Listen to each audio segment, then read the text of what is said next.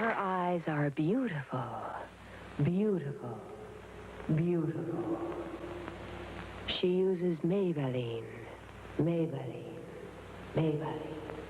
And your eyes, too, can be beautiful when you use Maybelline. It's so easy. Start with Maybelline's new automatic eyebrow pencil. Use short, feathery strokes. Accent the natural line of your brows.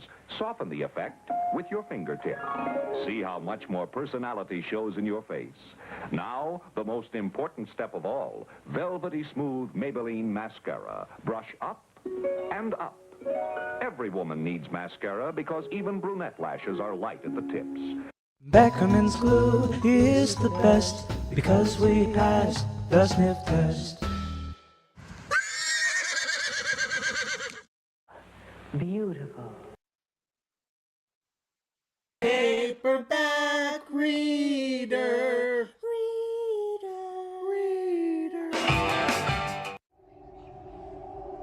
And welcome back to another exciting episode of Paperback Reader. We're going to start off with an ace double.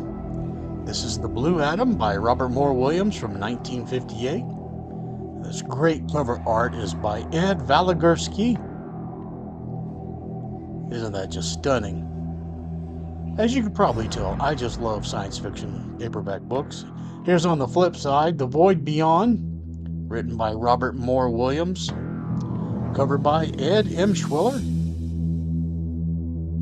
Just outstanding. Good stuff here. Can't get enough. Of course, I love Ace as a publisher. This is D322 in the D series. Spine's not too bad. It's got a couple of little rough nicks, but certainly passable. We'll take that any day.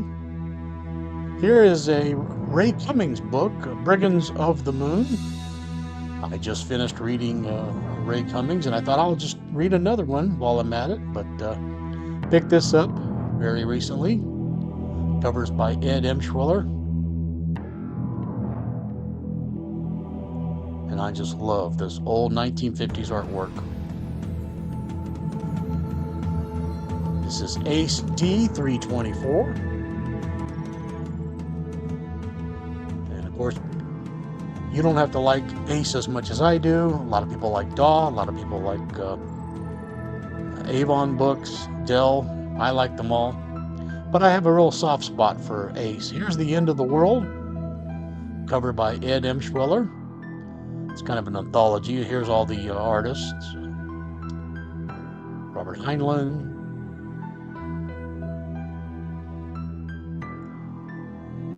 All good stuff, all short stories, very nice. Good thin volume.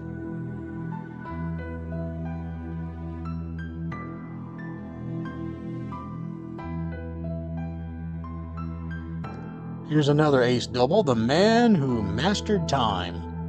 Also by Ray Cummings, 1956. Cover is by Ed Valigursky.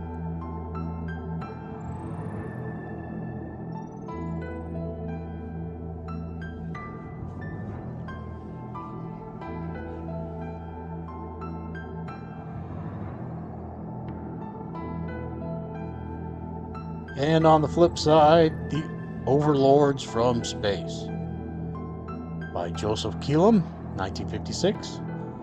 The cover is uncredited. You'll find that guy uncredited, he's done a lot of work. And I bet this guy is real handy at all kinds of secret handshakes, secret societies, and stuff like that.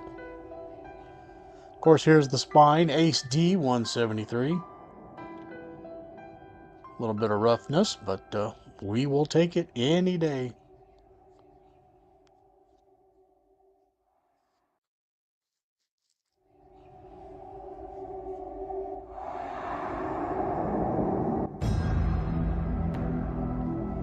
Here's another ace double, Wandle the Invader by Ray Cummings. As you can see, I was on a Ray Cummings kick. 1961, another cover by Ed Valigursky. And this guy's probably a really good bowler. I just got a feeling. And this is one of the weirdest covers you're going to see in a while. I Speak for Earth by Keith Woodcott, 1961. Cover by Ed Emshwiller. And as I get a little closer, you'll be able to see it's a little too intense, but the eyeball is the next person's mouth. And you think that wouldn't be that creepy. The more you look at it, the more creepier it gets.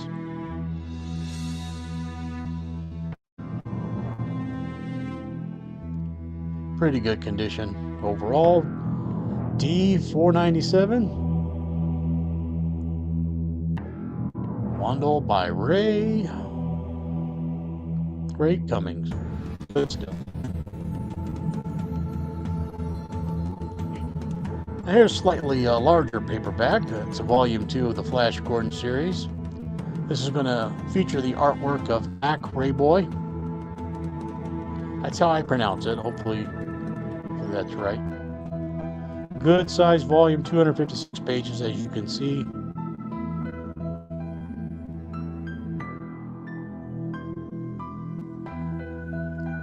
And every now and then Mac Rayboy's name appears on it, so.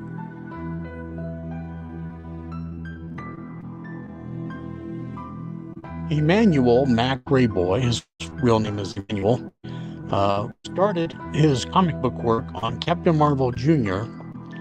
and then later the Green Llama. But he was always a fan of Alex Raymond's Flash Gordon. And in 1946, King Features, that's the newspaper strip that ran Flash Gordon, they hired Rayboy to continue the Sunday page adventures of Flash Gordon, which he continued to work on until his death. Approximately 20 years of work.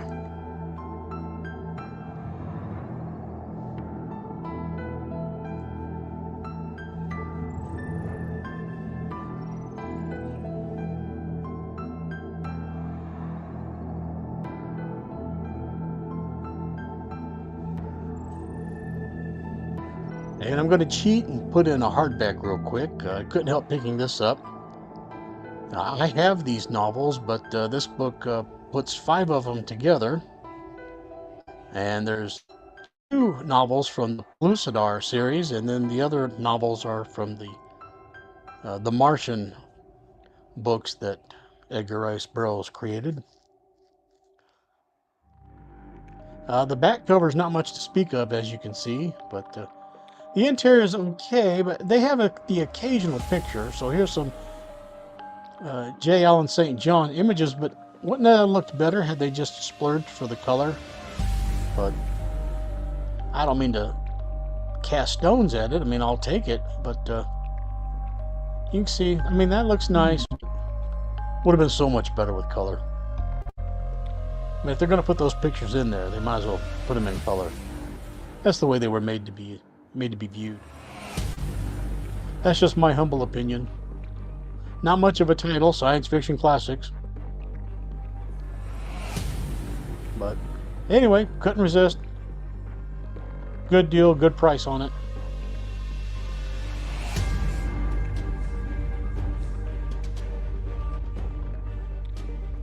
And here is Star-Lord and another copy of Star-Lord. Different things, as you can see, by Louise Lawrence. And near as I can tell, both of these are 1983, unless the interior of the covers are lying to me.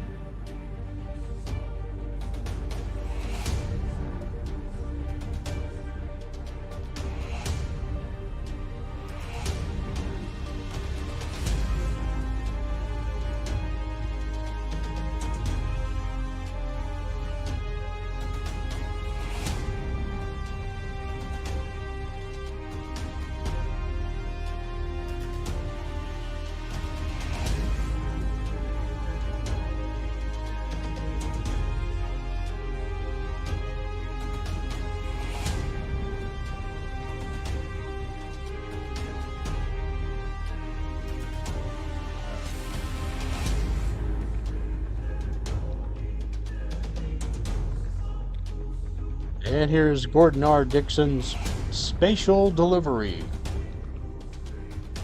This is an older book. Of course, this is a later printing, the 1983 printing. Cover art here is by Stephen Hickman.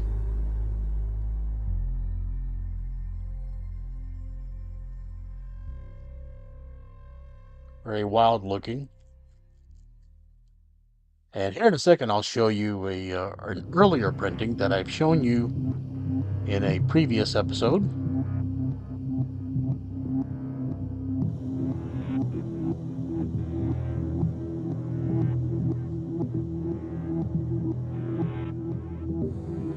It was the cover of an Ace double from earlier.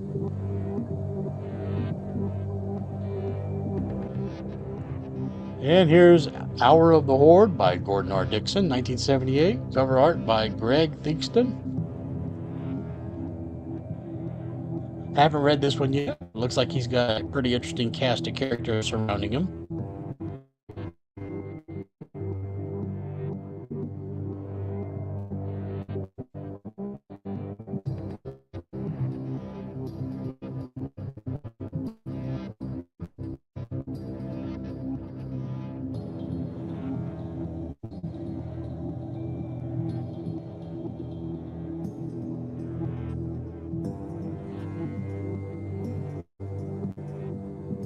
Here's The Glory Game by Keith Laumer, 1973. And once again, uncredited strikes again. That guy is everywhere.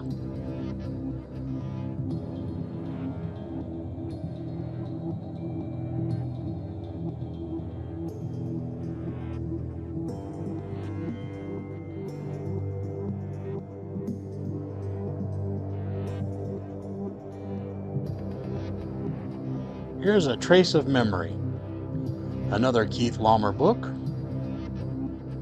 1963. And if the art is really weird, it must be from Richard Powers. Check this out.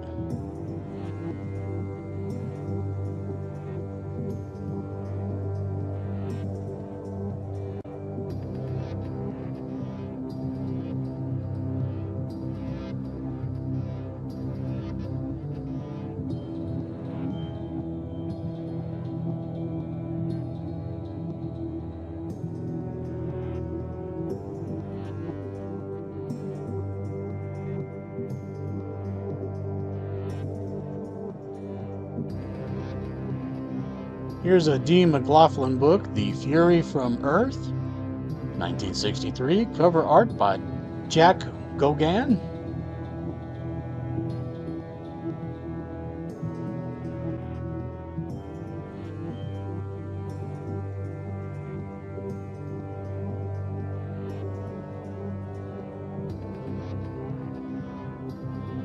As you can see, fantastic stuff. Publisher is Pyramid Books. Looks like they're advertising a Skylark 3.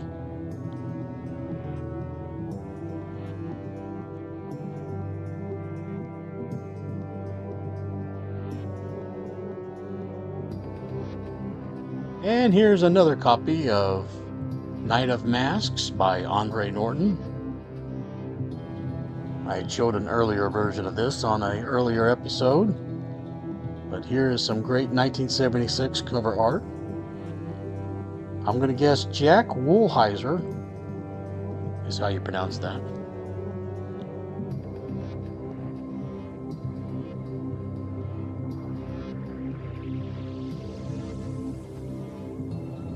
Outstanding. Good artwork. Fantastic. Just eat this stuff up.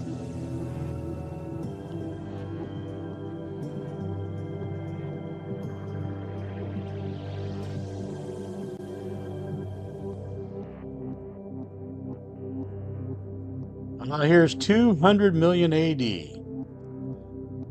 by A.E. Van Vogt, 1964. Another cover by Jack Gauguin. And as you can see, it's originally titled The Book of Thoth, if I'm pronouncing that right. So I guess you could say this is a variant version.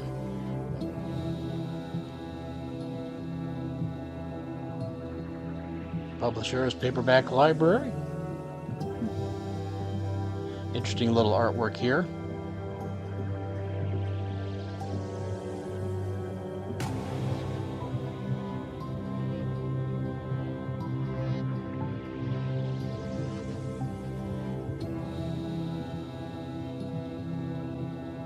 And The War Against the Roll, also by A.E. Van Vogt, 1962. There are various versions of this, but couldn't resist this one.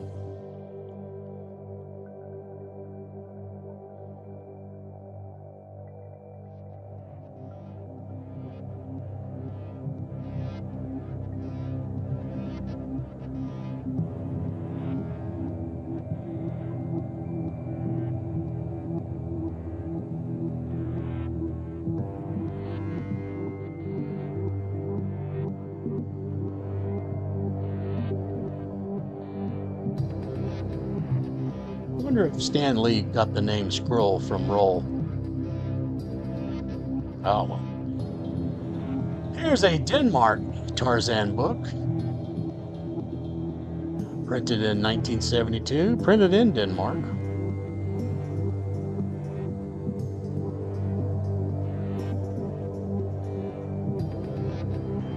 And I'm not going to bother to pronounce any of these words for you. You're just going to have to get your own copy and read it yourself. I will show you a couple of interior pictures.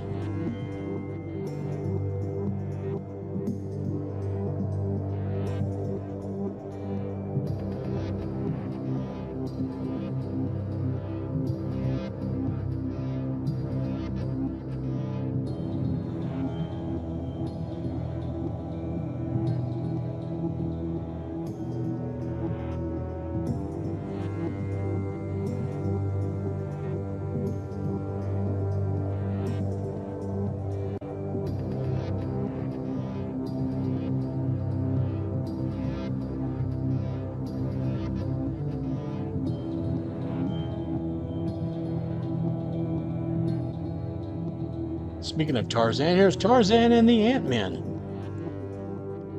1963, cover art by Robert Abbott. And at first this won't look like much, but the more you go in, the more you see.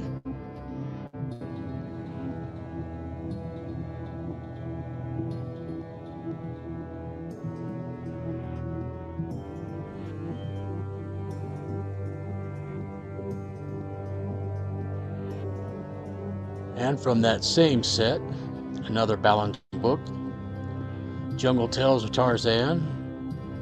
Cover art is also by Robert Abbott.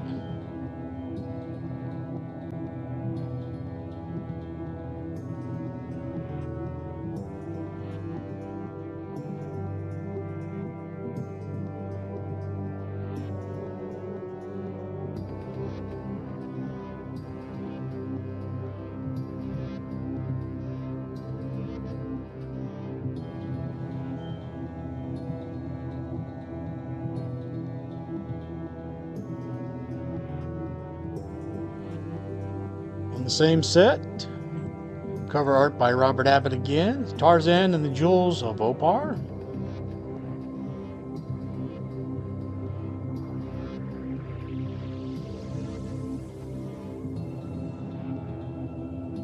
Now let's go in real close and see what we can see. Very cool.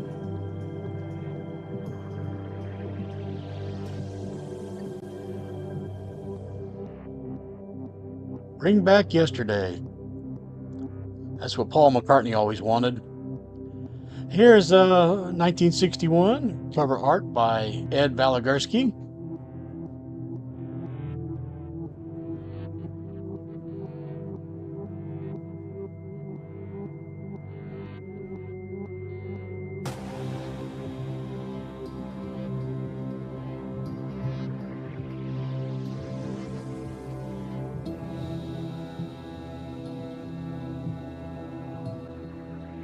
And on the flip side, it's The Trouble with Tycho by Clifford D. Simak.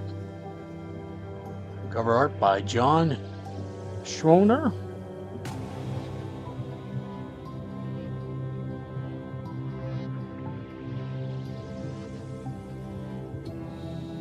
Beautiful spine, red and black. Ace D 517.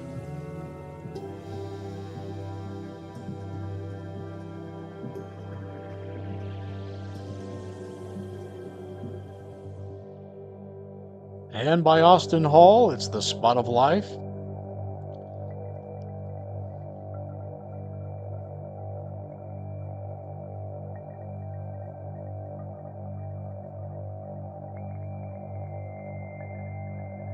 Ace F318.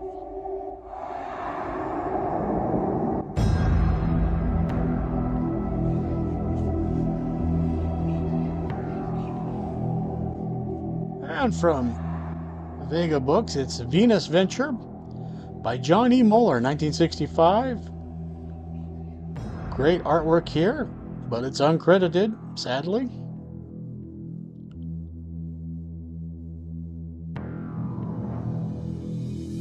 I can't imagine you work real hard and you go, oh, my art's going to be published on a book and it's great, and then they all forget your name.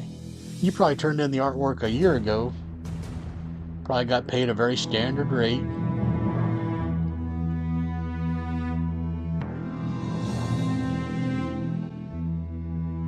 And One Against Eternity by A.E. Van Vogt, 1955. Cover arts by Ed Valigursky. Very weird stuff going on. And the weirder the better, that's what we like. And you can see the mark at the top. I tried to get rid of it, but I couldn't. I did much better on this one. I got it to go fade a little bit, but that's about as good as I can do without hurting the book.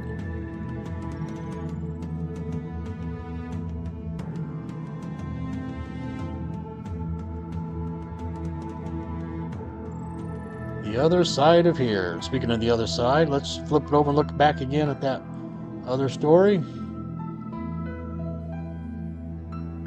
So there is some creases in this book, but great artwork. Ace D 94. Maybe your copy won't have those black X's on them. Here is Isaac Asimov's Robot City, 1987. This is an Ace book. Cover art by Paul Raboche.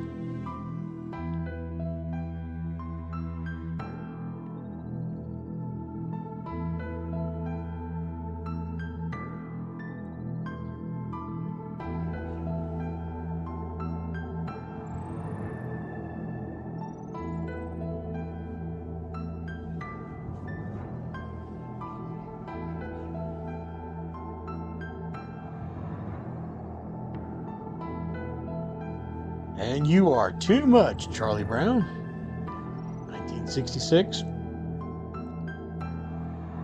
Of course, it came out before 66, but my copy is the, of course, 1966 edition. And of course, the cover art is by Charles Schultz. You already knew that.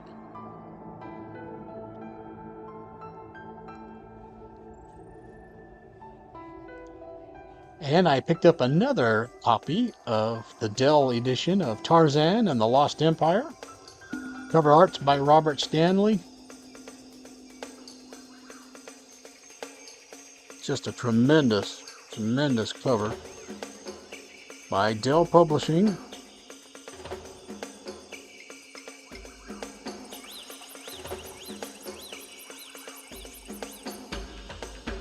And a gold key digest from 1970.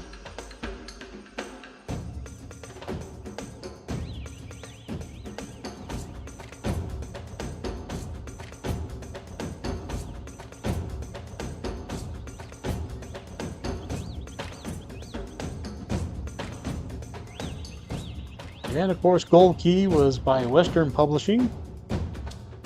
They split away from Dell.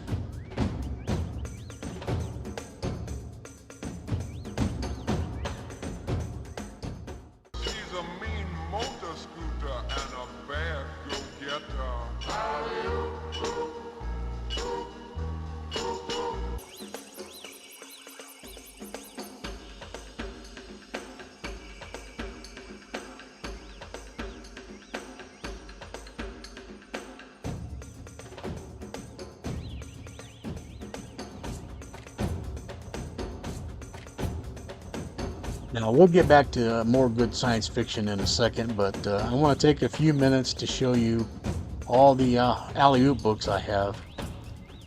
By this time, Dave Graw had taken over the strip. It was created by V.T. Hamlin, who created Alley-Oop, and his pet dinosaur, Denny. Denny's a fan favorite, and these books, produced by a group called Acoustic Learning, they set out to show you all the newspaper strips going back through the 1930s, all the way up into the 2000s. So this is what Alley-Oop used to look like, way back around 1932. So you can compare the 1980 Dave Graw version to the 1932 version. And good sized books, you're showing 3 strips on each page. That's a great format.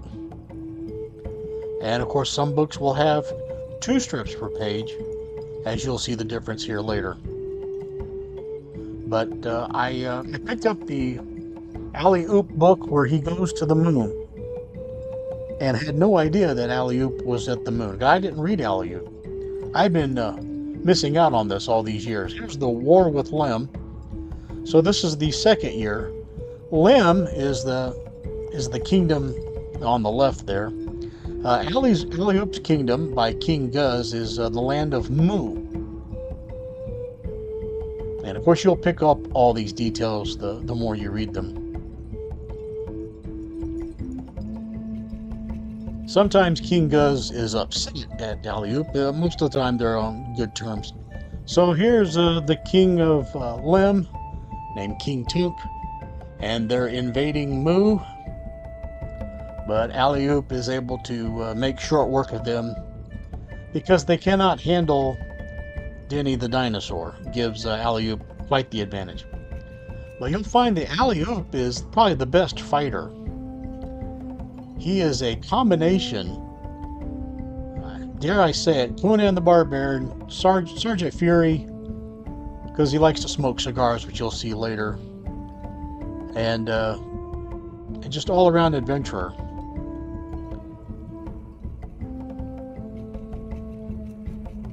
So for the first few years, probably the first 6 years, it's all about caveman antics and survival, and then later you'll get the time machine. Now here is the Wiser. He's in the bottom right corner.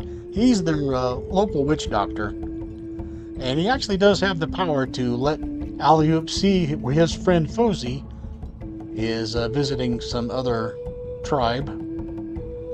But you don't see this kind of weird power by the Wiser in future stories or episodes. He's more just like a medicine witch doctor.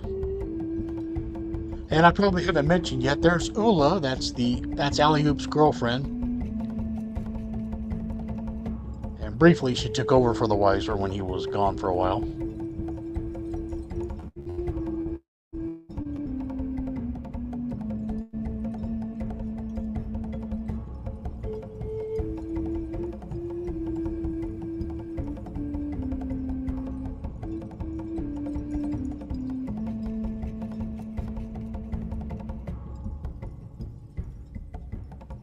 Now, about this point, we're at 1938. Of course, these are model reprints. These are printed in the 2000s, but they're printing 1938. And I didn't have any book that came after this. But fortunately, I found these. These are called Library Essentials. And here is the 1939, well, they reprint 1939. And they chose this year because this is the year that Professor or Dr. One Mug brings Alley-Oop and Ula into the 20th century. And these books are very nicely put together, great paper, and but they're thin, meaning that they're not very tall, so they only have room for basically one strip. And so, but at least I get to read the 1939 and see what happened to Alley-Oop after those other books that were made by Acoustic Learning.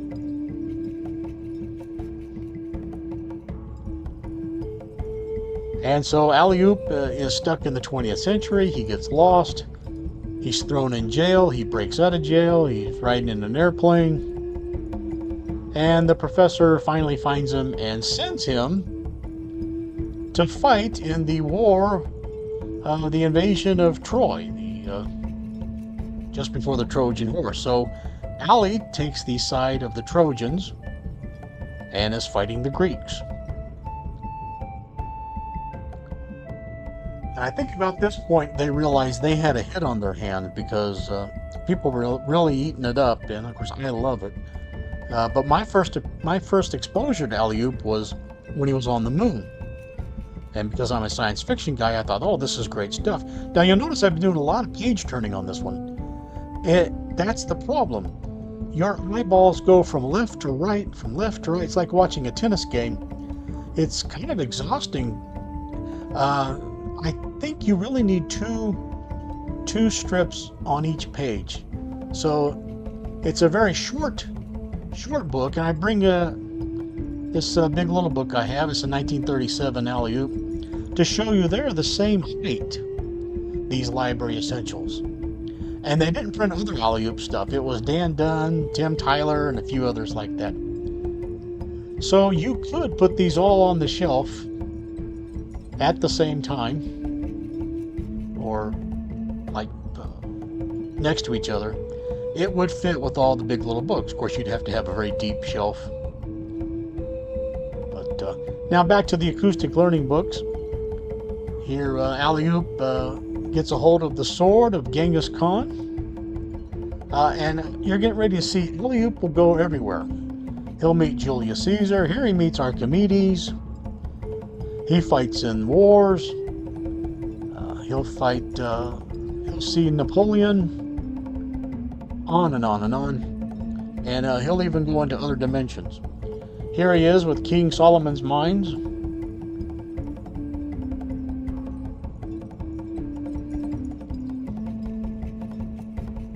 And here, the Dr. One Mug sent a jeep back into the ancient Middle East, and alley-oop obviously knows how to drive it. So I'm not kidding when I tell you he's kind of like a Sergeant Fury. And of course, he's going up against Japanese and in ancient China.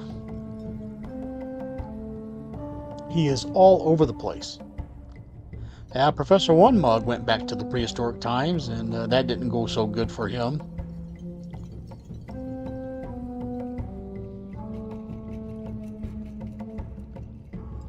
And so here he is, meeting Napoleon. They were working on making a good explosive for Napoleon.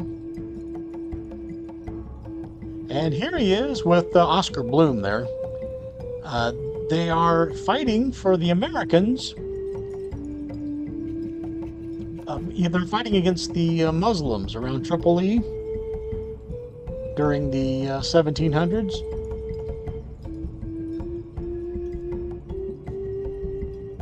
And of course he goes back to ancient Egypt, and they are so smitten with alley-oop that they put his face on the Sphinx. Later he goes back to Egypt and he discovers that they have disfigured his face, and he gets very mad about that.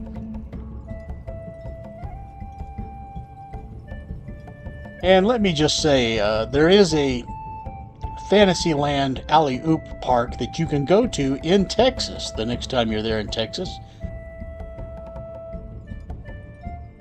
And you can take your kids and they can climb on this replica of Denny the dinosaur. I'm sure it's fun for the whole family. It may not be terribly exciting, but it's still pretty neat to see, I'm sure.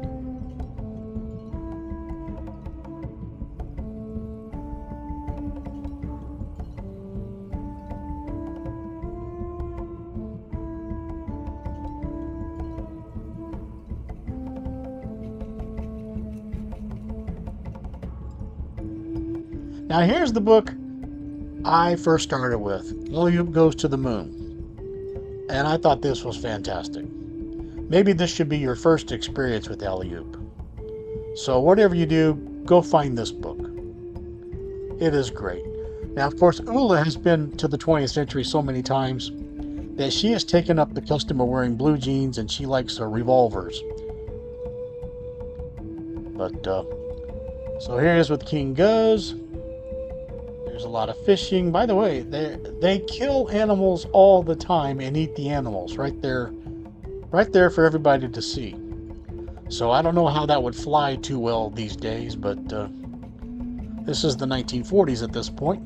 Now here he is. Now we're back to a different format of book. This is 2 strips per page. Here he is in the time of Nero. And of course, somehow, some way, Santa Claus had to show up and fix everything for him.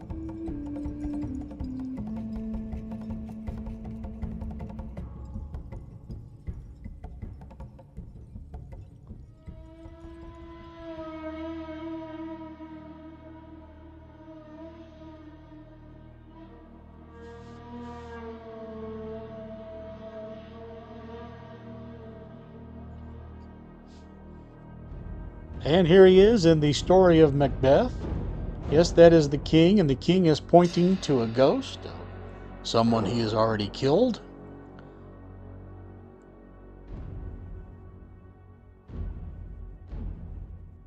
So Alley-oop is into everything. Here he is in the Wild West, running from some Indians. So if you like westerns, stick around. You'll like Alley-oop. If you like science fiction, stick around. He'll see aliens and he'll go to the moon. If you like horror, he's going to see Dracula's daughter pretty soon. Here he is, looking for gold nuggets. Now when he goes into another place, he has to get some clothes right away, and he has the hardest time getting shoes to fit because he has very large feet.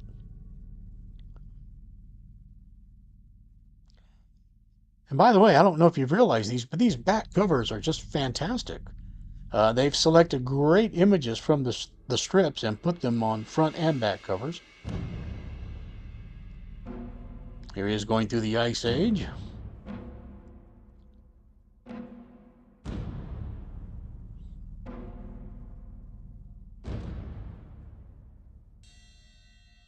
And for a brief period of time, the kingdom was in in upheaval, and Ula had to take over.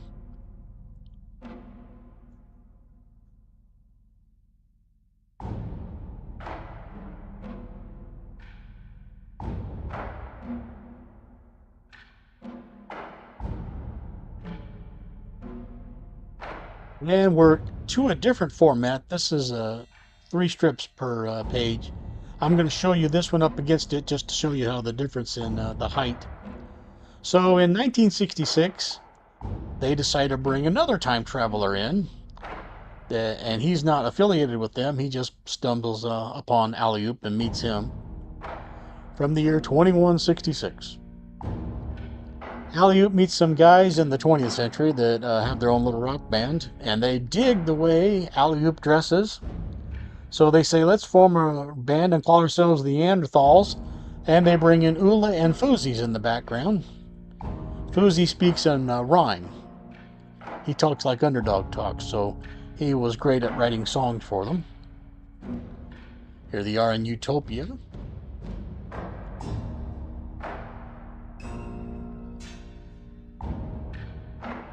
So he's giving a guided tour, and so does Ula. She gives a guided tour to a photojournalist. And notice they're shooting an animal, and they shoot a lot of them dead. So I think these are great books. It teaches kids about real life situations. And yes, Alley-oop does meet some giants up in the land of the beanstalks.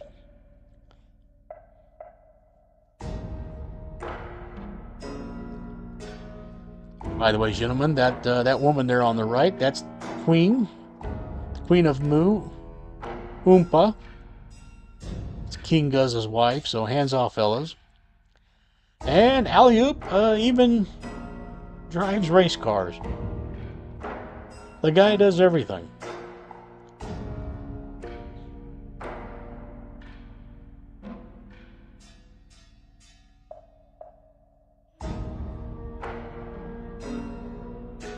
And of course, more science fiction.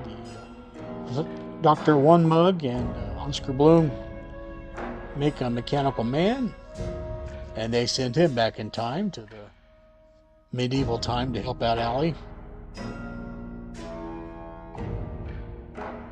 You'll love his name, Sir Clank of Far Out Man.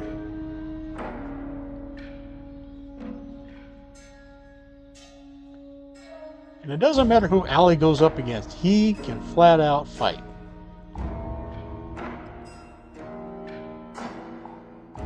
Here in the island of Denny's, I think by showing all these to you, that this has encouraged some of you to actually pick up some alley-oop and check it out. And here he is in Scotland with Loch Ness. And I'm going to show you the interior of this. The first couple pages are a nice write-up because a fan named Peter Malick wrote to V.T. Hamlin and said, I've got this great idea.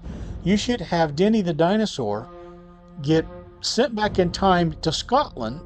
They see him and they then think that's the Loch Ness Monster. V.T. Hamlin said, hey, that's a great idea. Unfortunately, I'm retiring from writing the stories and drawing the stories. You'll have to talk into the guy that's replacing me. So they introduced each other and met. And they introduced two dinosaurs that go back in time and are seen in Scotland. And that's why you keep seeing the Loch Ness Monster, because you're seeing the descendants of those two dinosaurs. So he doesn't really change history, but he does have explanations. Here he is in a strange, I guess you call it multiverse, a different dimension called Nur, where everybody has tails. And this is kind of Alley-Oop's attempt at kind of being Flash Gordon, story-wise.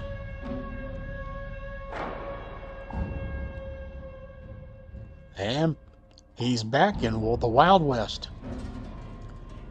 And note those shoes. I don't know where he found those.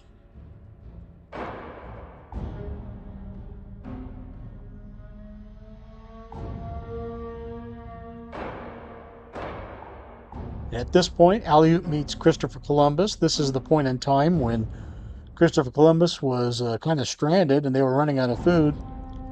And he had to trick the natives with an eclipse.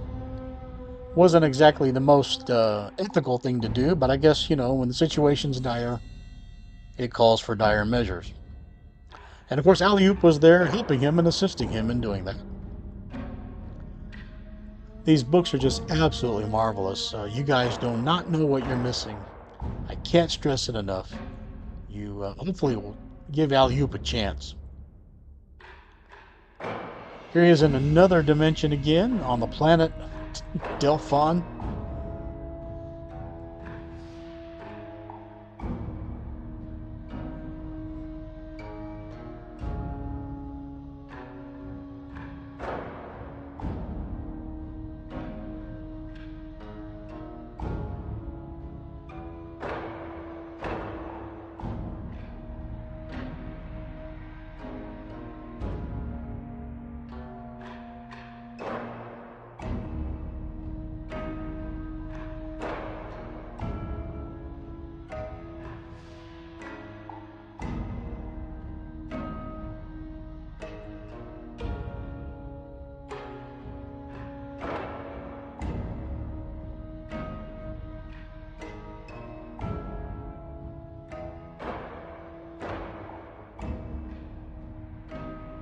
And here's the episode of Draculina, the daughter of Dracula.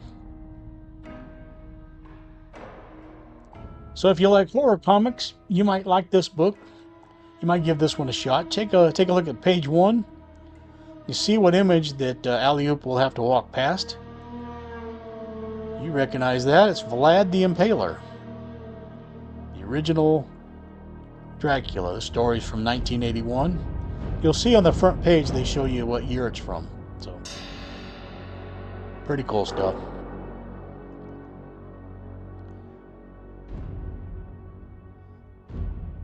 And now I'm going to search in vain to try to find a good image of Draculina, because there's always backstories going on back at Moo. There she is on the right page.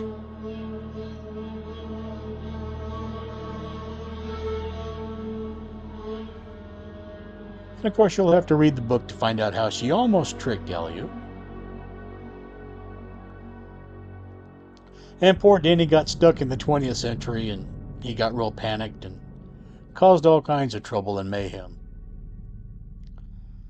And here he is, fighting before the Revolutionary War, fighting against some pesky British soldiers.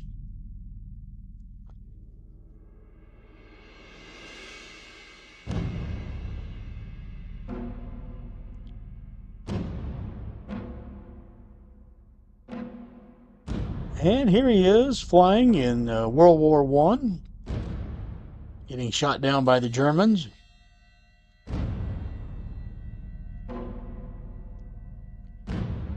And of course, he discovers melon ball, which is like an ancient form of rugby. Now, don't worry, they're not going to get carried away and have him start the... Well, I guess they did have him start the Olympics after all, so my bad. I would watch these Olympics. And there he is with the Chinese on the Transcontinental Railroad.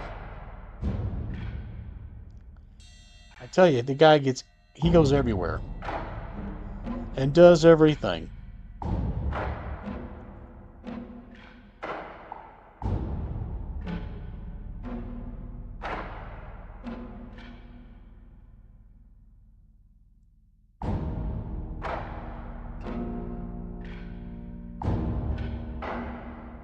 And he fights the Star Beast. So you want some more science fiction or some more monster mayhem? Here you go. There they are coming out of their alien craft.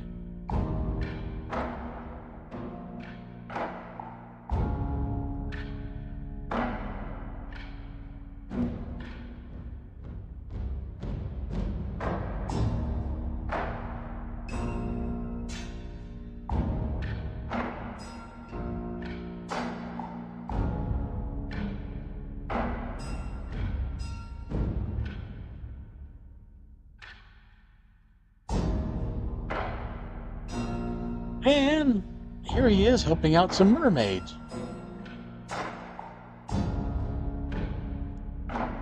And they give him something that allows him to breathe underwater for a while. When he's done with them, he's off to fight in the Civil War.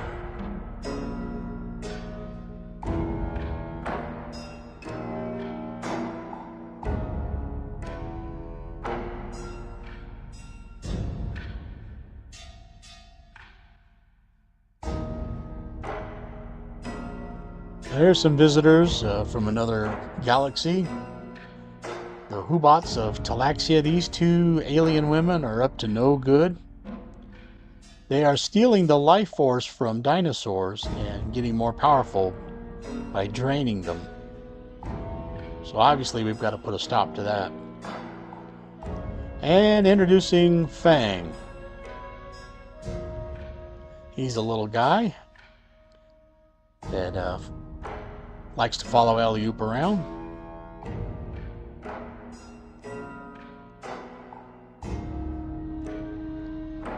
If you like good action, you like good violence, Alley-oop is the book for you. Here he is in another dimension again.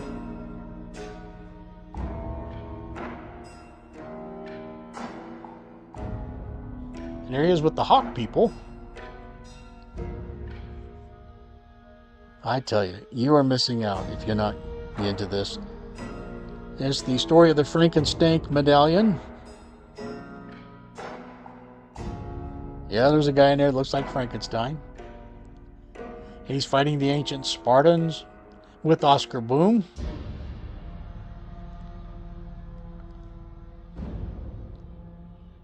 And of course, Denny did not care for little Fang. Did not like him one bit. But later they become good friends, so don't worry about it.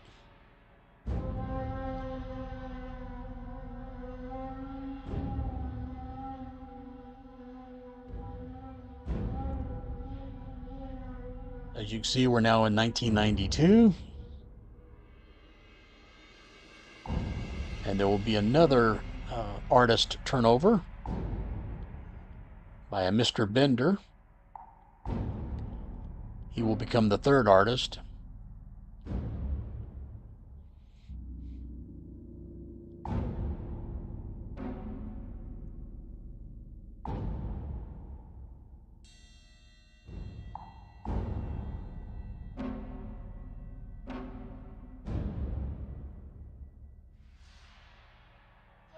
And of course he has to round up some dinosaurs for a zoo.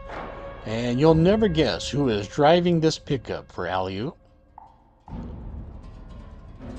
You'll never guess in a million years. So I'll show you an interior picture and see if you can guess him right away.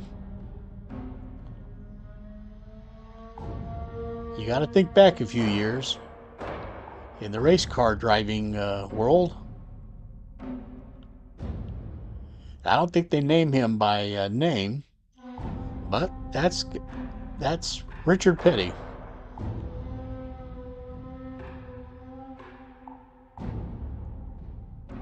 Thought that was a neat little cameo. Here he is versus the Nightlings.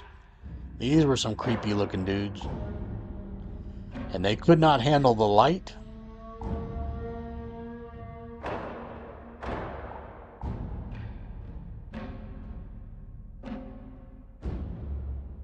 So more great science fiction.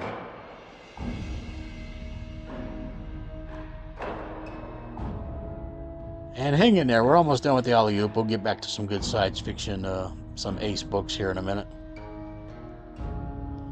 There he is as the Angel joins the X-Men.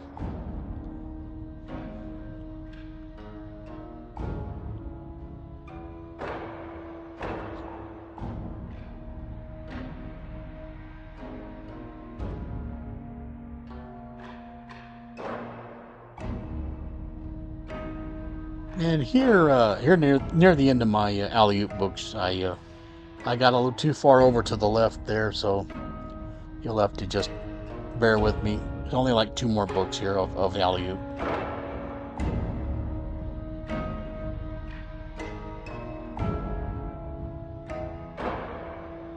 When you put together these videos, it can get a little tiring. You're standing up, standing in front of a table, and so just bear with me. Now this lady wants to be queen and mistreats Queen Umpa. That's not good. So we got to put a stop to that. It's the counterfeit queen.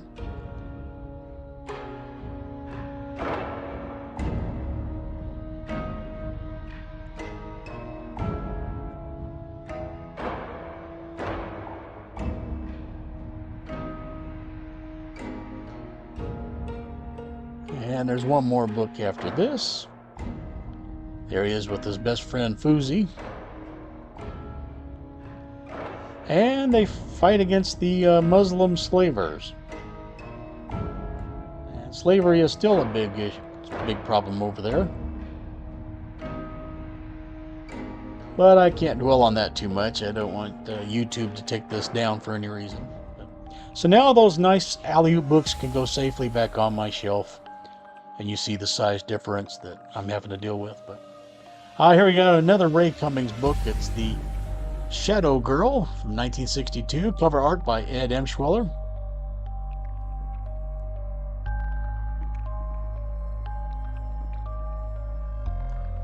It's an Ace book.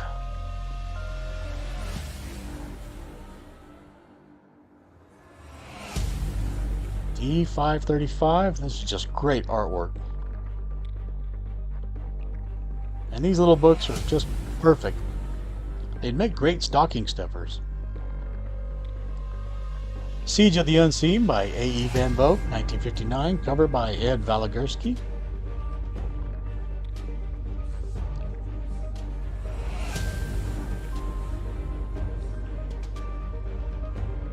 When I see these guys' shirts, I think of some old motor oil logos. And when I see this guy, I just think of Chevron for some reason. Oh well. Ace D391, that's a double. Pretty good spine. On the flip side is The World Swappers by John Brunner. And Mr. Uncredited is at it again, doing great work. It's like these people are ready to swap their world.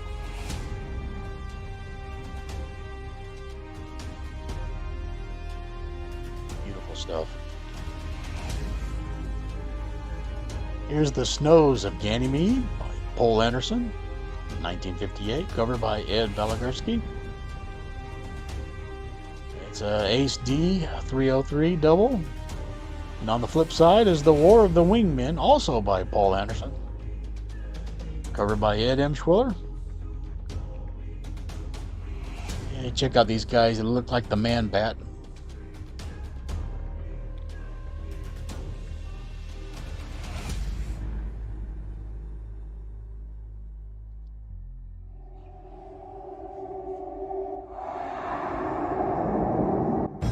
I can't imagine what the original art looks like.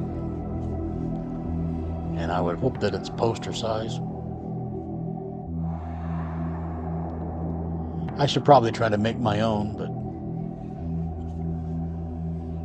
Hey, here he is being attacked by Reed Richards. Isn't that amazing?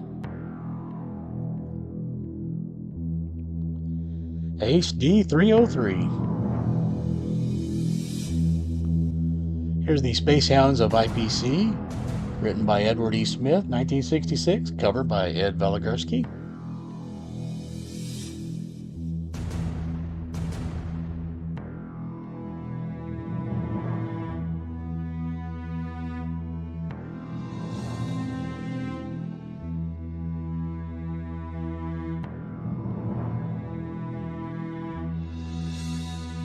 You know, if you wanted an image that said 1966, that's the perfect image.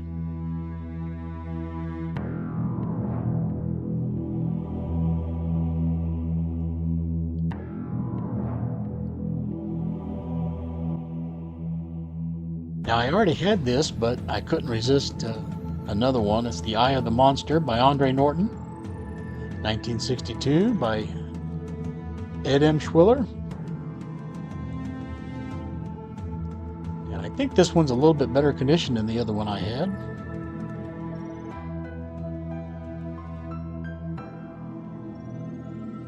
Sometimes you just got to get real close to see all this detail you're missing.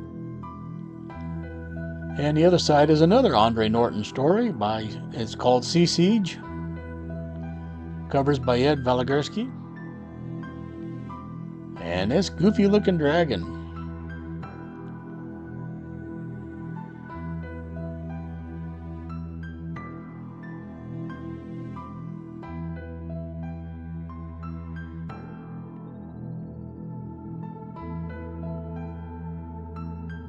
Three Against the Witch World, another Andre Norton story, covered by Jack Gogan. This is 1965, Ace, with a wraparound cover.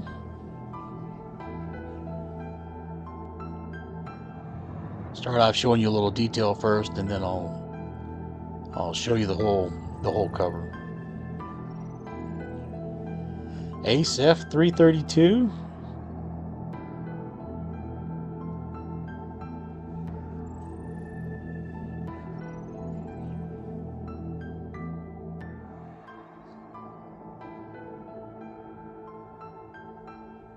So we'll open it up and I'll show you an image. Pretty cool stuff. And Andre Norton could write. Boy, she's writing everything. Here she's writing The Jargoon Pard, 1975. Mr. Uncredited's at it again with a great cover illustration.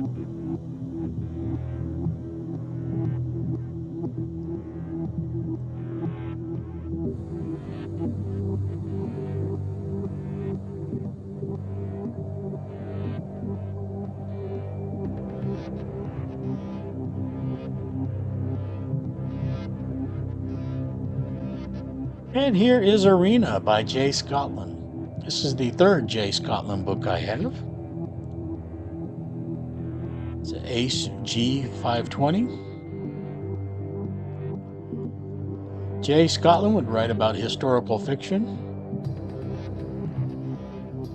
And this is great artwork.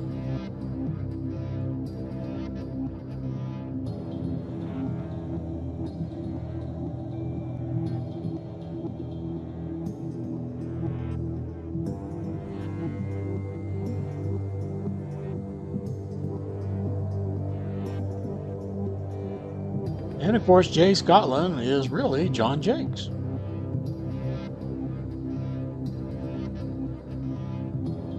Here's another Ray Cummings story, A Brand New World. If you look closely, that's Hulk Hogan. No, no, I guess not. That's not Hulk. Sorry, it's somebody else.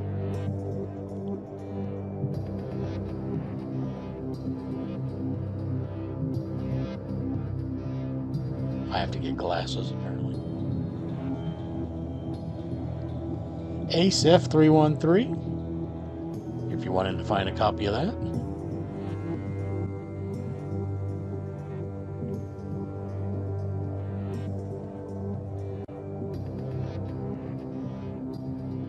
Another A.E. Van Vogt story, The House That Stood Still. I would my house stand still, not settles.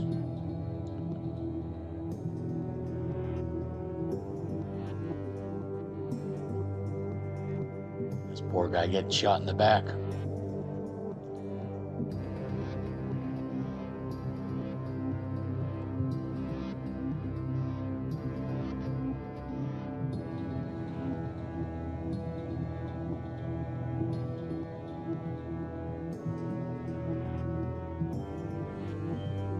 Another A.E. Van Vogt story, The Winged Man, 1980, cover by Douglas Beekman.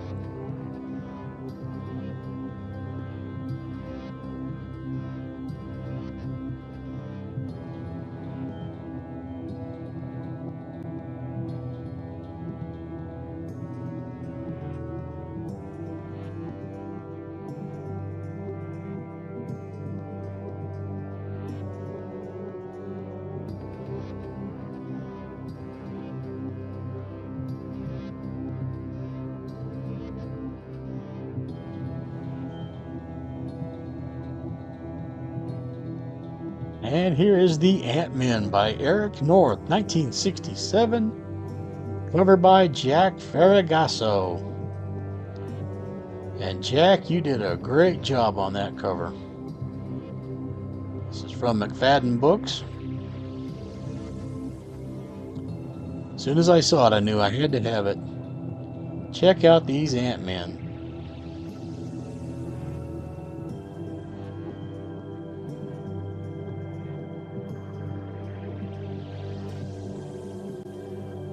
I would not know where to shoot these guys because I don't know where their vulnerable spot is.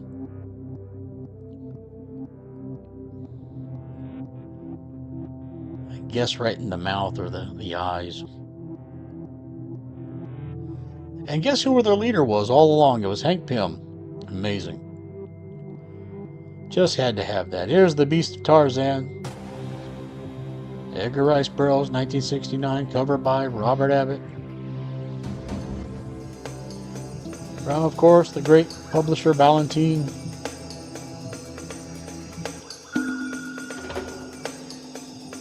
Great cover.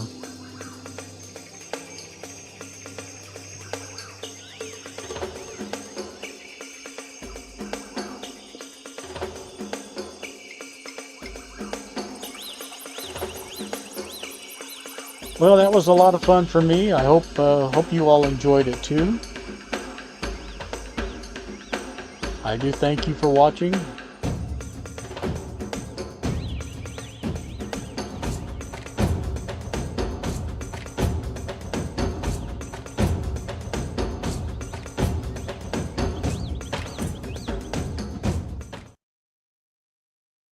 Just wanted to pop in here and say thank you all to those of you that showed up and watched the whole thing. Hopefully the alley-oop didn't it didn't deter you from watching too much, but you ought to check that out if you can. So, well, I thank you guys. Thank you, Easy. Yeah, Easy. That's I think Iran or Iran, Texas. By the way, don't know if you've ever driven past that. It's the Wizard. Yes. Thank you. I am one of us. Thank you, all the guys that Stug in the beginning, and of course, D. Jackson, Roy Kirk. I am one of us. Ranger Sly. I'm missing somebody, I'm sure, but was Jacob in there earlier too? Yeah. So anyway, so have a great night, everybody, and thank you for watching. But that's all we have for tonight. So we will pull the plug and see you next time. Um, I've got stacks and stacks right here, so I hope to make a number 8 relatively soon. So till then, good night, everybody, and happy drawings.